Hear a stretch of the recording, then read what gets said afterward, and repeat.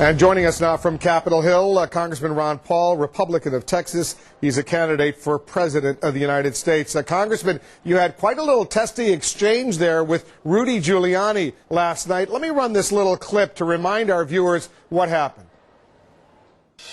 They attack us because we've been over there. We've been bombing Iraq for 10 years. It's an extraordinary statement. As someone who lived through the attack of September 11, that we invited the attack because we were attacking Iraq.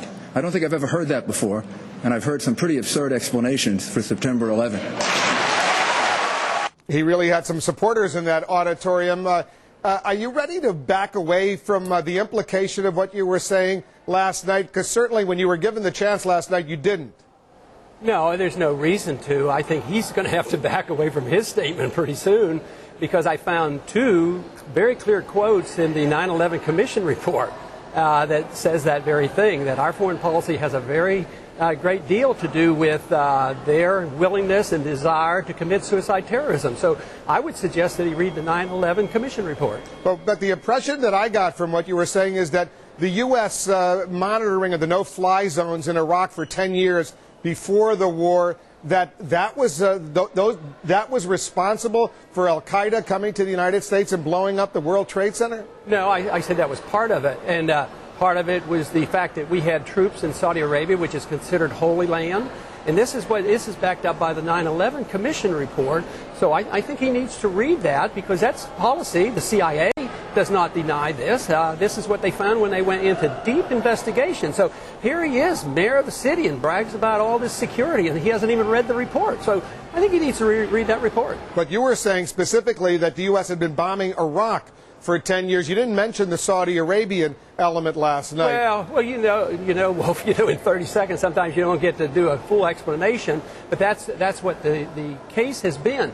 Yes, we did bomb. I mean, how many times did Clinton bomb, and how many times did Bush bomb? And it was not infrequent. I'll bet you we didn't go 1 year where we didn't bomb. And besides, we had sanctions. They also cited sanctions where literally hundreds of thousands of people died from the sanctions, from loss of medicine and food due to our sanctions. I mean, if somebody did that to us, would we be angry? But that's my question. I guess the bottom line question, though, is that a lot of viewers came away saying, here's Ron Paul, he's a Republican who wants to be president. He's blaming the United States, in effect, for 9/11. Yeah. I wonder if you want to revise that impression in any way. No, they need to understand history. They need to understand that he's hiding behind patriotism, because what they're saying is I'm un-American because I'm challenging policy. I'm an American because I have a right and an obligation to challenge policy.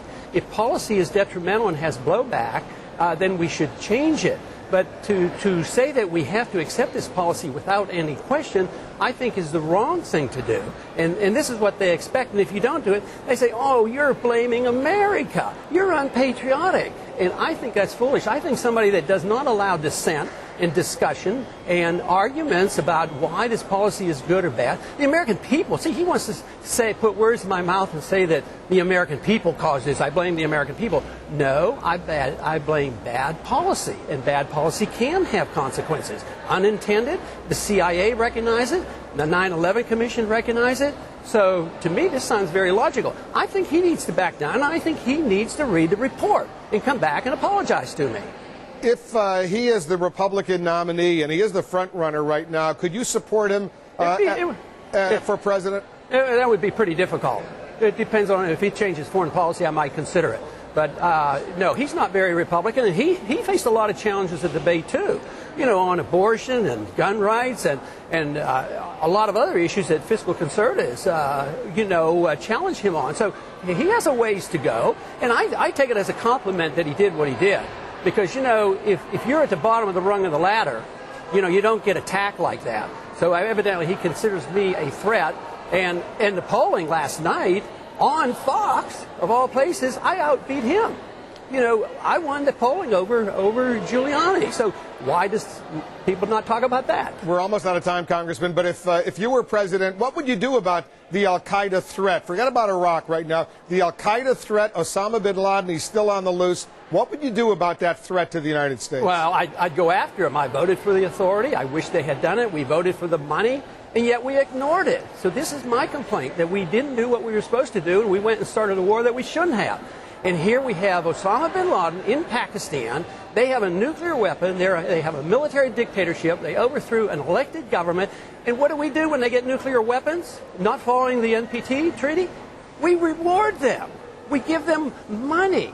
So I'm saying don't reward people who get nuclear weapons, then they'll want to get them. That's why Saddam Hussein pretended he had one, because he thought if he had one, maybe we'd leave him alone.